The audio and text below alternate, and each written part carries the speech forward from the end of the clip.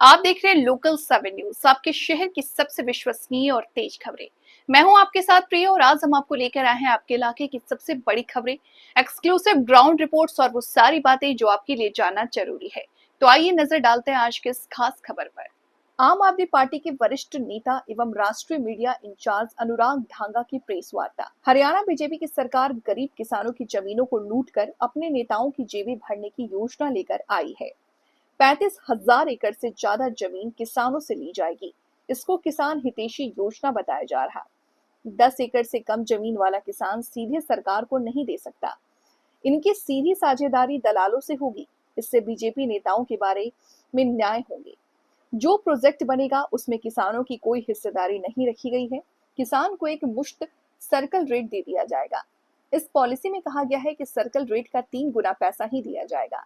जिन दलालों को बीच में रखा गया है उन्हें कहा गया है कि जो सर्कल रेट पर जमीन खरीदेगा उनको 3,000 रुपए प्रति एकड़ जमीन का इनाम दिया जाएगा। नायब सिंह सैनी की कैबिनेट ने ऐसी योजना को अलाउ किया है जिसमें छोटे किसान प्रताड़ित होंगे। बड़े किसान 10 एकड़ से ज्यादा वाले पूरे जमीन या फिर थोड़े जमीन दे सकते हैं।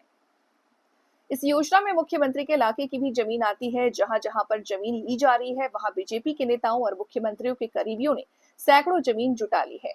हमारी मांग है कि सरकार इसमें ईमानदार दिखनी चाहती है तो पिछले 2 साल के लैंड रिकॉर्ड सार्वजनिक किए जाएं ताकि ये पता चल सके कि बीजेपी के कौन से नेता हैं जिन्हें लाभ पहुंचाने के लिए ये योजना लाई गई है। किसान संगठन और गांव के लोग जगह जगह पॉलिसी के खिलाफ विरोध कर रहे हैं। हरियाणा में जिसको विपक्ष की जिम्मेदारी दी गई है, भूपेंद्र सिंह हुड्डा क्यों नहीं इस मुद्दे को उठा रहे हैं? क्या कांग्रेस भी इसमें शामिल है? हरियाणा में बीजेपी की सरकार भूपेंद्र हुड्डा और कांग्रेस की मिलीभगत से बनी है। पंजाब हरियाणा की पॉलिसी में मूलभूत अंतर यह है कि पंजाब में किसान को भागीदार बनाया जा रहा था। यदि किसी किसान के पास 1 एकड़ भी जमीन है तो उसको भी उसमें भागीदारी मिलेगी।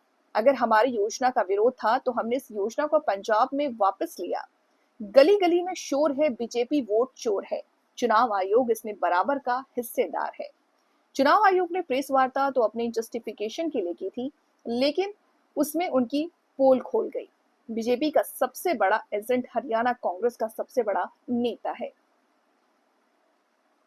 बहुत बहुत स्वागत है।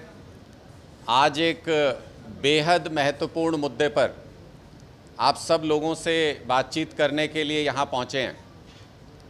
दरअसल हरियाणा की भारतीय जनता पार्टी की सरकार गरीब किसानों को लूटकर, उनकी ज़मीनें हड़प कर अपने नेताओं को करोड़पति बनाने, उनकी जेबें भरने की एक बहुत बड़ी घोटालेबाज योजना लेकर के आई है। हरियाणा की सरकार ने पिछले दिनों नई पॉलिसी लागू की है और कहा है कि 35,000 एकड़ से ज़्यादा ज़मीन इस पॉलिसी के तहत किसानों से ली जाएगी। सबसे मज़ेदार बात यह है कि जिसको किसानों की हितैषी योजना बता के लॉन्च किया जा रहा है, उस योजना के कुछ पॉइंट अगर मैं आपके सामने रखूं तो आपको हैरानी होगी कि इसमें दरअसल किसानों के लिए कुछ है ही नहीं पूरी योजना के अंदर। सबसे पहले ये कहा जा रहा है कि 10 एकड़ से कम ज़मीन वाला जो किसान होगा वो सीधे सरकार के पास अपनी ज़मीन नहीं दे सकता। तो इसका मतलब 95% से ज़्यादा किसान जिनका रकबा 10 एकड़ से कम है, बल्कि उससे भी ज़्यादा होंगे, 96-97% होंगे, उनकी सरकार के साथ कोई सीधी साझेदारी नहीं है। सरकार उनसे सीधे ज़मीन नहीं खरीदने वाली। सरकार ने बीच में बहुत सारे दलाल नियुक्त कर दिए हैं, दलाल बिठा दिए हैं, जिनका काम होगा गरीब छोटे किसानों से सर्कल रेट पर ज़मीन यानी कौड़ियों के भाव पर ज़मीन ले ली जाए और सरकार के सुपुर्द कर दी जाए। फिर सरकार उसको अपने प्राइवेट बिजनेसमैन, बड़े बड़े व्यापारियों को करोड़ों रुपए में दे और इस सब के बीच में बीजेपी के नेताओं के वारे न्यारे हों। वो कैसे होंगे वो भी आगे मैं आपको बताऊंगा। किसान की ज़मीन पर जो प्रोजेक्ट बनने वाला है, इस पूरी पॉलिसी के अंदर उसमें किसानों की कोई हिस्सेदारी नहीं रखी गई है। इसका मतलब कि कौन कहाँ पर फैक्ट्री लगेगी, कहाँ पर रेसिडेंशियल बिल्डिंग बनेगी, उसमें किसान को कोई प्लॉट उपलब्ध नहीं कराया जाएगा। उसको सिर्फ एक मुश्त सर्कल रेट के ऊपर पैसा दे दिया जाएगा। 2013 का एक्ट, जिसके खिलाफ किसानों ने काफ़ी चर्चा की, काफ़ी उसके खिलाफ आंदोलन किए, लेकिन उसके अंदर भी ये प्रावधान किया गया कि मार्केट रेट का 4 गुना पैसा किसान को ज़मीन ली जाएगी तो उसके बदले में दिया जाएगा। लेकिन ये सो कॉल्ड किसान हितैषी पॉलिसी हरियाणा सरकार की, इसमें कहा गया है कि अधिकतम पैसा जो किसान को दिया जा सकता है वो सर्कल रेट का 3 गुना, मार्केट रेट नहीं, सर्कल रेट का 3 गुना अधिकतम पैसा किसान को दिया जा सकता है। जो बीच में सो कॉल्ड दलाल नियुक्त किए जा रहे हैं, उनको ये लालच दिया जा रहा है कि अगर कोई दलाल सर्कल रेट पर छोटे किसान से ज़मीन लेके सरकार को देगा तो उसको 3,000 रुपये प्रति एकड़ इनाम दिया जाएगा। यानी सरकार प्रोत्साहित कर रही है इन सब दलालों को कि आप सर्कल रेट पर ज़मीन हड़प करके सरकार को दे दीजिए किसी भी तरह से। किसान के पास अपनी ज़मीन का रेट निर्धारित करने का या कोई तय रेट है ही नहीं। किसान को सिर्फ अपनी तरफ से सर्कल रेट से ज़्यादा या सर्कल रेट का एक बोली लगानी पड़ेगी, अप्लाई करना पड़ेगा कि मेरी ज़मीन इस रेट पे ले लीजिए। अगर कोई किसान ज़्यादा रेट लगाएगा, मान लो उसने कहा सर्कल रेट से दुगनी कीमत पे मेरी ज़मीन ले लो, सारा अधिकार सरकार की कमेटी के पास है, उसको रिजेक्ट कर दिया जाएगा। और जो मजबूरी में फंसा किसान है, जो सर्कल रेट पर ऑफर करेगा, उसकी ज़मीन ले ली जाएगी। ये सारे अधिकार कमेटी के पास हैं। नायब सिंह जी की कैबिनेट ने पूरी बेशर्मी के साथ एक ऐसी योजना लागू की है, एक ऐसी योजना को अलाउ किया है जिस योजना में छोटे किसानों का प्रताड़ित किया जाना लगभग निश्चित है। जो भूमिहीन किसान हैं उनके बारे में इस पॉलिसी में कुछ नहीं कहा गया है। पूरे के पूरे गांव उजड़ जाएंगे, पूरे गांव की ज़मीन ले ली जाएगी, लेकिन उस गांव में जो काम करने वाले लोग हैं, जो मज़दूर हैं, जिनके पास ज़मीन नहीं है, जो उसी ज़मीन पर निर्भर करते थे, उनका क्या होगा, उनके पुनर्वास के बारे में सरकार का इसमें कोई प्लान नहीं रखा गया है। जिन किसानों की ज़मीन ली जाएगी, देखिए कितना हास्यास्पद है, आप भी कहेंगे कि जो बड़े किसान हैं 10 एकड़ से ज़्यादा, उनके पास मनमर्जी है कि वो अपनी पूरी ज़मीन भी दे सकते हैं और ज़मीन का कोई हिस्सा भी दे सकते हैं। लेकिन अगर किसी के पास 10 एकड़ से कम ज़मीन है, अगर किसी के पास 1 मरला, 2 मरला, 1 एकड़ ज़मीन है, तो उस किसान के पास कोई ऑप्शन नहीं है, उसे पूरी ज़मीन ही देनी पड़ेगी इस योजना के अंदर, वरना वो पार्टिसिपेट नहीं कर सकता। मतलब उसको वहाँ से अपनी ज़मीन देके उसकी कोई हिस्सेदारी वहाँ रही नहीं, उसको कहीं और जाना पड़ेगा। और अगर सर्कल रेट से किसान को पैसा मिलेगा तो कहीं और ज़मीन खरीदने के लायक भी किसान इस योजना में नहीं है, वो नहीं खरीद सकता। सरकार कोई स्टाम्प ड्यूटी में रियायत भी नहीं दे रही है किसान को, ताकि वो कहीं और जाके ज़मीन खरीदना चाहे तो उसको कोई स्टाम्प ड्यूटी में रियायत भी नहीं है। मतलब ये पूरी तरह से लूट योजना है। लेकिन सवाल ये है कि अगर इस योजना में किसानों के लिए कुछ है ही नहीं, तो फिर ये योजना सरकार ला क्यों रही है? आप सब भी सोच रहे होंगे, भाई किसान का कुछ तो भला सोचा होगा सरकार ने, किसी के भले में तो होगी ये पॉलिसी, वरना सरकार क्यों ला रही है इसको। तो अगर आप इस बात पे नज़र डालेंगे कि इस योजना में ज़मीनें कहाँ कहाँ ली जा रही हैं, तो आपको समझ आ जाएगा कि सरकार ये योजना क्यों ला रही है और किसके लिए ला रही है। क्या ये महज इत्तेफाक है कि भारतीय जनता पार्टी की सरकार के बड़े बड़े मंत्रियों, नेताओं, यहाँ तक कि मुख्यमंत्री के इलाके की ज़मीन भी इस योजना में आती है? लोगों के बीच में ये चर्चा चल रही है कि जहाँ जहाँ पर ये ज़मीनें ली जा रही हैं, उन सारी जगहों पर पिछले 1-2 साल के अंदर भारतीय जनता पार्टी के नेताओं ने, इनके मंत्रियों ने, यहाँ तक कि मुख्यमंत्री के करीबी लोगों ने भी सैकड़ों एकड़ ज़मीन जुटा ली है और उस ज़मीन को करोड़ों की ज़मीन में कन्वर्ट करने के लिए ये सारे इंडस्ट्रियल और ये रेसिडेंशियल योजनाएं इन इलाकों में लाई जा रही हैं। बड़े बड़े जो लैंड चंक हैं वो ऑलरेडी कुछ लोगों के पास हैं जो इस पूरी योजना से मुनाफा कमाने वाले हैं।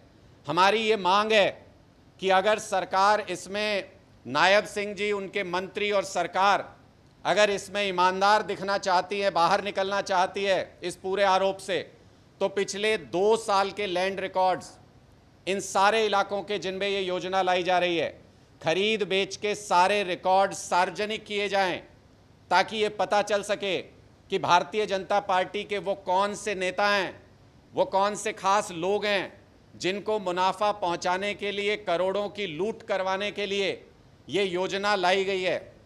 मुझे तो कई बार बहुत हैरानी होती है। अंबाला के इलाके में मैं याद करता हूं तो सन 11-12 की मुझे लगता है बात होगी, जो सीनियर लोग हैं यहाँ वो जानते भी होंगे, जो उस समय रिपोर्टिंग कर रहे थे। अनिल विज जी धरने पे बैठ गए थे। अनिल विज जी ने कहा, उस टाइम IMT आ रहा था अंबाला में, अनिल विज जी धरने पे बैठ गए। उन्होंने कहा नहीं नहीं, उपजाऊ ज़मीन IMT के लिए नहीं ली जा सकती। सरकार को वो IMT रद्द करना पड़ा था उस टाइम पे। अनिल विज जी ने किसानों के साथ मिलके उसका इतना विरोध किया था। आज अनिल विज जी, उस टाइम तो 1800 एकड़ ज़मीन ली जा रही थी IMT के लिए, आज अंबाला डिस्ट्रिक्ट के अंदर 5000 एकड़ ज़मीन ली जा रही है। अनिल विज जी कहाँ हो आप? क्या आपने नायब सिंह जी के सामने, खट्टर जी के सामने, क्या अनिल विज जी ने सरेंडर कर दिया है? क्या अब अनिल विज जी किसान हितैषी नहीं रहे? क्या अब उनको उपजाऊ ज़मीन की बर्बादी नज़र नहीं आती? इसका जवाब भी मैं उम्मीद करता हूं कि अब तक तो खामोश थे अनिल विज जी, लेकिन ये मामला सामने आने के बाद इसके ऊपर ज़रूर बोलेंगे। उनको भी अच्छे से मालूम है कि भारतीय जनता पार्टी के अंदर कौन लोग हैं जो इससे करोड़ों करोड़ रुपए कमाने जा रहे हैं, और अनिल विज जी की खामोशी का राज भी वही अच्छे से बता सकते हैं। रही बात कि ये मुद्दा चर्चा में हरियाणा में अब तक क्यों नहीं आया, आ जाना चाहिए था। किसान संगठन और गांव के लोग जगह जगह पर इस पॉलिसी के खिलाफ विरोध प्रदर्शन कर रहे हैं। किसान कह रहे हैं हम अपनी ज़मीन नहीं देना चाहते। उनके आसपास बड़े बड़े चंक लेकर के अगर फैक्ट्रियां बना दी जाएंगी तो छोटा किसान, 1 मरले का, 1 एकड़ का किसान, 1 बीघे का किसान, वो क्या करेगा? वो अपनी ज़मीन को लेके कहाँ जाएगा? फिर उसकी बाँ मरोड़ने के लिए एग्रीगेटर्स को बिठाया गया है कि आप इससे जैसे मर्जी वसूल करके ज़मीन इसकी ले लो। वो सोच रहा है कि हम प्रदर्शन कर रहे हैं, कोई हमारी आवाज़ क्यों नहीं उठा रहा? मैं ये भी पूछना चाहता हूँ कि हरियाणा में जिसको विपक्ष की जिम्मेदारी दी गई, वो भूपेंद्र सिंह हुड्डा जी और कांग्रेस पार्टी, वो कहाँ सो रहे हैं? किसानों के इस मुद्दे को क्यों नहीं उठा रहे हैं? क्या इस पूरे घालमेल में, इस लूट में, क्या कांग्रेस पार्टी के नेता भी बराबर में शरीक हैं? वरना उनको आवाज़ बुलंद करने में क्या दिक्कत है, क्यों नहीं बोल रहे हैं? ये पूरा हरियाणा जानता है कि हरियाणा के अंदर भारतीय जनता पार्टी की सरकार कांग्रेस की और भूपेंद्र हुड्डा जी की मिली भगत की वजह से बनी थी। तो क्या आज भी वही सांठगांठ चल रही है जिसके चलते मुख्य विपक्षी दल इतने बड़े मुद्दे पर, किसानों के साथ हो रहे इतने बड़े अत्याचार पर पूरी तरह से खामोश है? कोई भी बात, कोई भी आवाज़ अभी तक विपक्ष की तरफ से इस पर नहीं उठाई जा रही है। यह अपने आप में संदेह खड़ा करता है कांग्रेस और भारतीय जनता पार्टी की इस जुगलबंदी में गरीब किसान और हरियाणा के लोग पिस रहे हैं। यह आज मुद्दा आपके सामने रखने के लिए आए थे और हम किसानों के इस संघर्ष में पूरी ताकत के साथ उनके साथ हैं। इस मुद्दे को इसके अंजाम तक लेकर के जाएंगे। अभी मैंने सरकार से अपील की है कि वो 2 साल के रिकॉर्ड सार्वजनिक करें। सरकार करेगी तो ठीक है, वरना आप हमारा इतिहास जानते हैं। हम कुछ दिन इंतज़ार करेंगे नायब सिंह जी के जवाब का, वरना हम सार्वजनिक करेंगे कि किसको कितने करोड़ का कहाँ मुनाफा हो रहा है, किसने कहाँ पर ज़मीनें इकट्ठा की हैं और उससे कितना करोड़ों का मुनाफा कमाया है। आपके कोई प्रश्न है तो आप पूछ सकते हैं।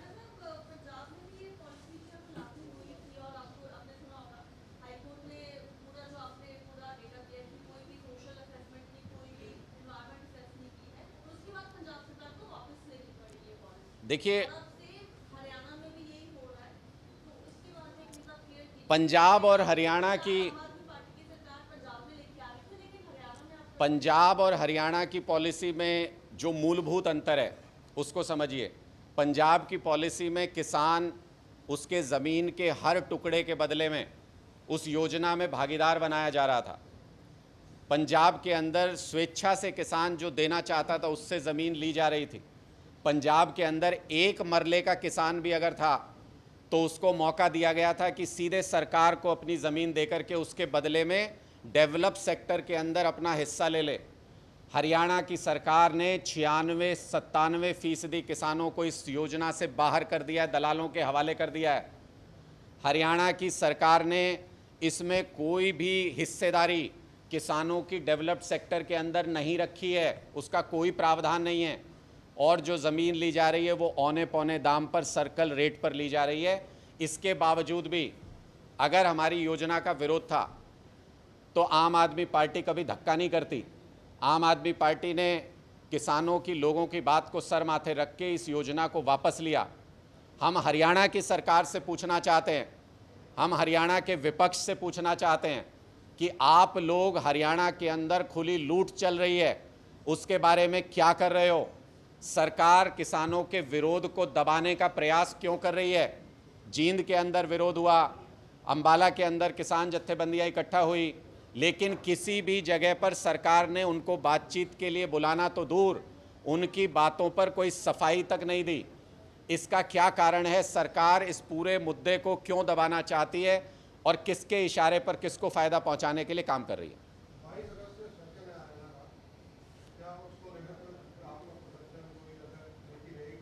देखिए, मुझे लगता है कि आज हमने अपने सवाल सरकार के और हरियाणा की जनता के सामने रखे हैं और जिनकी तरफ मैंने इशारा किया है, आज मुझे लगता है वो बैठ के टीवी देख भी रहे होंगे कि इनको कैसे पता चल गया कि हमारे पास कितनी ज़मीनें हैं। तो मैं एक मौका सरकार को भी ज़रूर मिलना चाहिए कि वो अपनी तरफ से स्थिति को स्पष्ट करें कि भारतीय जनता पार्टी के कौन से ऐसे नेता हैं जो सरकार के कंधे पर बंदूक रखकर चला रहे हैं और हरियाणा के गरीब किसानों को लूटकर अपनी जेबें भरने की साजिश रच रहे हैं। इसमें दो पॉइंट हैं। एक तो ये है कि आप कह रहे हैं कि सरकार गलत तरीके से दे रही है जमीन और मैक्सिमम उसको सर्किल रेट से 3 गुना प्राइस उसको दे रही है सरकार। तो क्या आप ये कहना है कि अगर वो सही रेट मार्केट प्राइस पर किसानों से जमीन ले तो ठीक है? देखिए, दो महत्वपूर्ण बातें हैं जो आपके सवाल से निकल कर आती हैं। पहला तो वो सर्कल रेट का 3 गुना दे नहीं रही है सरकार, वो मैक्सिमम लिमिट सेट की गई है। किसान को रेट बताना है कि मैं इस रेट पर बेच रहा हूँ और पूरा अधिकार कमेटी के पास है जो सरकार के बिठाए हुए लोगों की है।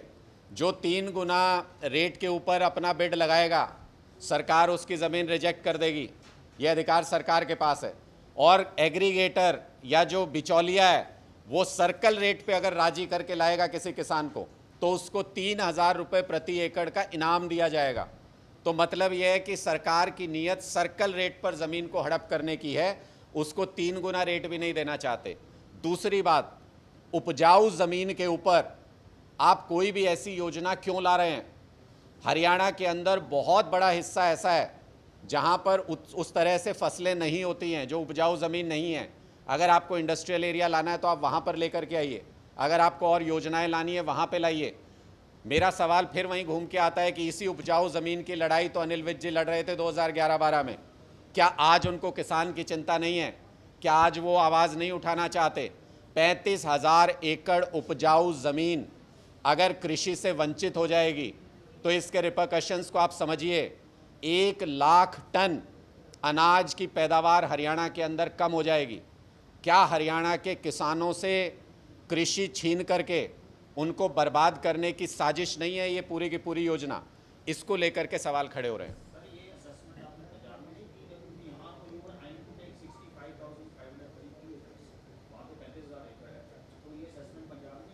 देखिए, निश्चित तौर पर, लेकिन मुझे लगता है कि जो बात बीत गई सो बात गई, उस पॉलिसी को वापस लिया जा चुका है।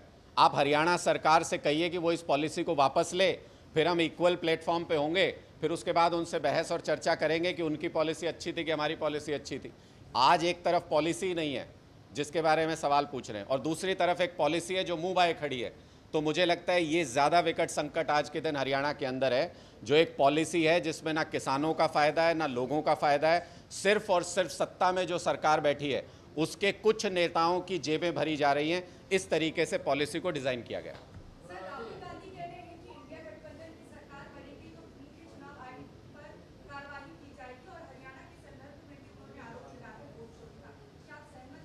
देखिए, गली गली में शोर है, भारतीय जनता पार्टी वोट चोर है। ये आज पूरे देश के सामने स्पष्ट हो गया। कितना मर्जी अपनी चोरी छुपा ले भारतीय जनता पार्टी, और चुनाव आयोग उसमें बराबर का हिस्सेदार और भागीदार है। ये आज पूरे देश के सामने स्पष्ट हो गया।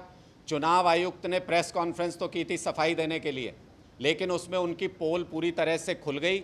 चुनाव आयोग जो कहता था 65 लाख वोट का डाटा जारी नहीं किया जा सकता जिनके वोट काटे गए हैं, सुप्रीम कोर्ट का आदेश आते ही जारी भी हो गया डाटा। कोई तूफान भी नहीं आया जैसा चुनाव आयोग कह रहा था, पता नहीं क्या हो जाएगा अगर डाटा जारी कर देंगे।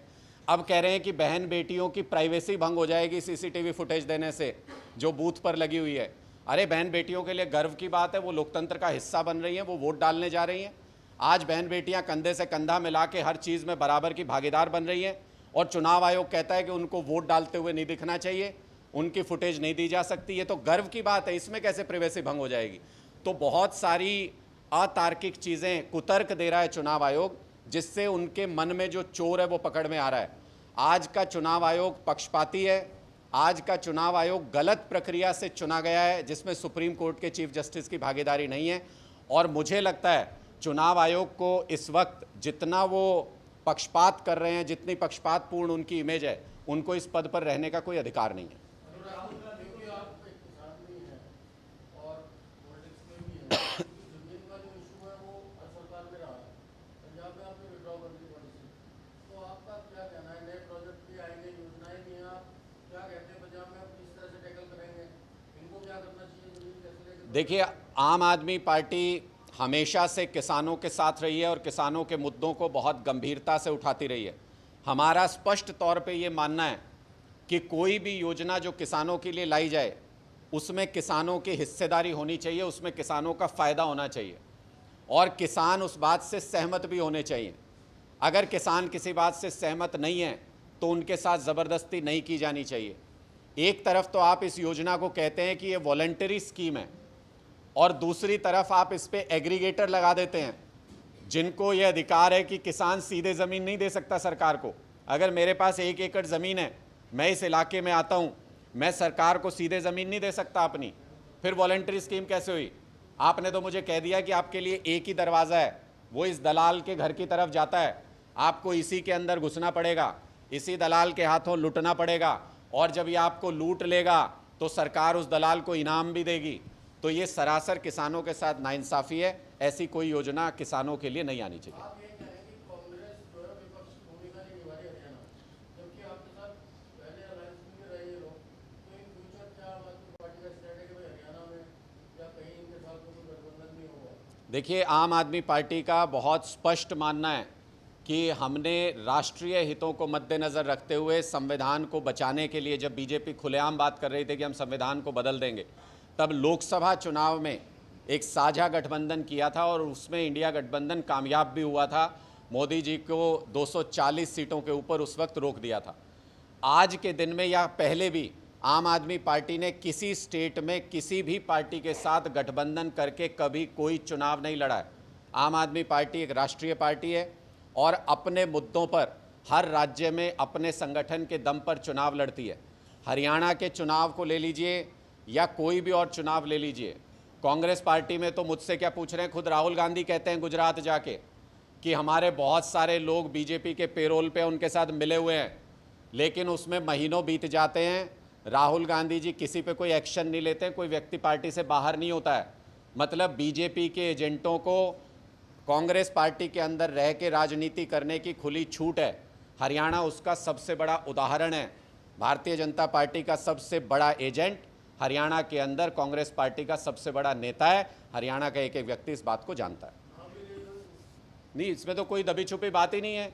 भारतीय जनता पार्टी के हितों के लिए, उनकी सरकार बनवाने के लिए हरियाणा के अंदर भूपेंद्र हुड्डा जी और उनकी कांग्रेस पार्टी ने काम किया, पिछले चुनाव में भी किया, और हमेशा भारतीय जनता पार्टी को फ़ायदा पहुंचाने के लिए काम करते हैं। उनका कहना है अमित शाह जी मेरे अच्छे मित्र हैं, कांग्रेस पार्टी के नेताओं के, अपने ही नेताओं के साथ दुश्मनी और भारतीय जनता पार्टी के नेताओं के साथ दोस्ती, ये भूपेंद्र हुड्डा जी का चरित्र है। एक घटना हाल में हुई है, जो आर्मी ऑफिसर्स हैं, आर्मी के लोगों से चोर वाले गुंडागर्दी कर रहे हैं, बल्कि बदतमीजी हुई है, एक ऑपरेशन सिंदूर का सैनिक था।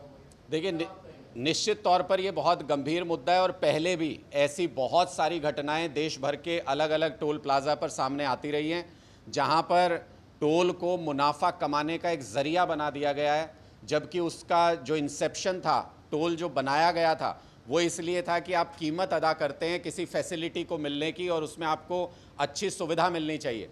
लेकिन सुविधा मिलना तो दूर, टोल आज के दिन वसूली का धंधा बन गया है और सरकार उससे खुद भी कमाई करती है, अपने लोगों को भी पैसा कमाती है।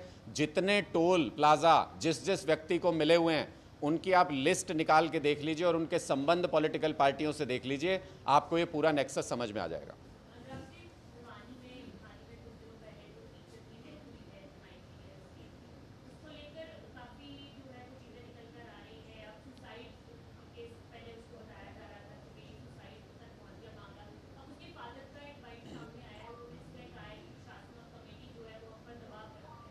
देखिए, निश्चित तौर पर नायब सिंह जी की सरकार कानून व्यवस्था के मामले में पूरी तरह से फेल हो गई है और मैं बार बार ये कहता हूँ कि किसी सरकार के फेल होने में जितना सरकार जिम्मेदार होती है, उतना विपक्ष भी जिम्मेदार होता है। कानून व्यवस्था के मामले पर अगर आपने पिछले 1 साल में कोई एक बयान विपक्ष की तरफ से, कोई प्रदर्शन, कोई मुद्दा उठाते हुए देखा हो आपने, तो बता दीजिए। नायब सिंह जी और उनकी सरकार कानून व्यवस्था देने में, हरियाणा के लोगों को कानून व्यवस्था देने में पूरी तरह से फेल साबित हुई है और आज पूरे देश के अंदर शायद हरियाणा नागरिक सुरक्षा के मामले में सबसे अंतिम पायदान पर आता है। ये हम नहीं कह रहे हैं, ये नेशनल सर्वे है, जो केंद्र सरकार का सर्वे है, ये वो कह रहा है कि हरियाणा में कोई भी व्यक्ति जो आज रहता है वो सबसे असुरक्षित है आज के दिन। अनुराग जी, एसवाईएल को लेकर आपका क्या स्टैंड है? बिकॉज आज आप हरियाणा के पक्ष की बातें कर रहे हैं, हरियाणा के हितों की बातें कर रहे हैं, लेकिन हरियाणा का हित तो एसवाईएल में भी है, तभी दक्षिण हरियाणा को पानी मिलेगा। मुख्यमंत्री जब बैठक करते हैं, पंजाब के मुख्यमंत्री, तब कुछ और बयान होता है, जैसे ही बैठक से बाहर निकलते हैं उसके बाद कुछ और बयान होता है। ये कहना है सीधे तौर पर हरियाणा के मुख्यमंत्री का। आपका क्या स्टैंड है कि एसवाईएल को लेकर बैठकें होंगी? अब आपका क्या स्टैंड है? देखिए, हमारा स्टैंड जो पहले था वो आज भी है। हमारा स्टैंड साफ है कि ये राष्ट्रीय मुद्दा है और जो केंद्र की सरकार है उसको आगे बढ़ कर के इसमें अपनी हिस्सेदारी निभानी चाहिए। मुझे खुशी होगी वो दिन देख करके जिस दिन ऐसी किसी मीटिंग में नरेंद्र मोदी जी मौजूद होंगे या उनसे किसी प्रेस वार्ता में कोई पत्रकार ये पूछेगा कि मोदी जी आपका क्या स्टैंड है, हरियाणा के, पंजाब के, उत्तर प्रदेश के, राजस्थान के किसानों को पानी कैसे मिलेगा, इसके बारे में आपकी क्या योजना है। जिस दिन केंद्र सरकार से ये पूछा जाएगा उस दिन इसका हल होना शुरू हो जाएगा। एक प्रधानमंत्री का बयान आया सर इंडस वाटर ट्रेडिंग को लेकर, वो कह रहे थे कि जब ये समझौता किया गया उस दौरान जवाहरलाल नेहरू ने 80 करोड़ पाकिस्तान को दिए और साथ ही 80% पानी भी पाकिस्तान को दिया गया। हालांकि कई कांग्रेस नेता इसके खिलाफ थे, लेकिन फिर भी देखिए, मुझे बहुत हास्यास्पद लगता है कि 11 साल सरकार चलाने के बाद मोदी जी आज भी जवाहरलाल नेहरू, इंदिरा गांधी, इनके दोष गिनाते हैं। ये नहीं बताते हैं कि ट्रंप के दबाव में जब हमारी सेना जीत रही थी, भारत की सेना, तो पाकिस्तान के सामने सरेंडर क्यों कर दिया, घुटने क्यों टेक दिए नरेंद्र मोदी जी ने, इसके बारे में कभी स्पष्टीकरण नहीं देते हैं। मुझे लगता है 11 साल सरकार चलाने के बाद किसी व्यक्ति को अपनी उपलब्धियां गिनानी चाहिए। पिछली सरकारों की कमियां गिना के ज़िंदगी बिताना ये किसी आलसी व्यक्ति का काम हो सकता है, कामचोर व्यक्ति का काम हो सकता है। जिसको काम करना आता है वो अपने काम गिनाता है। Thank you ji, thank you. तो ये थी आज की अहम खबर। आपके शहर से जुड़ी वो हर अहम जानकारी जिसे जानना आपके लिए जरूरी था। अगर आपके पास है कोई खबर, मुद्दा या सुझाव तो आप हमें जरूर बताएं। हमें फॉलो करें सोशल मीडिया पर और देखते रहिए लोकल 7 न्यूज, क्योंकि खबर वही जो आपके करीब हो। मैं प्रिया आपसे लेती हुई इजाजत, नमस्कार।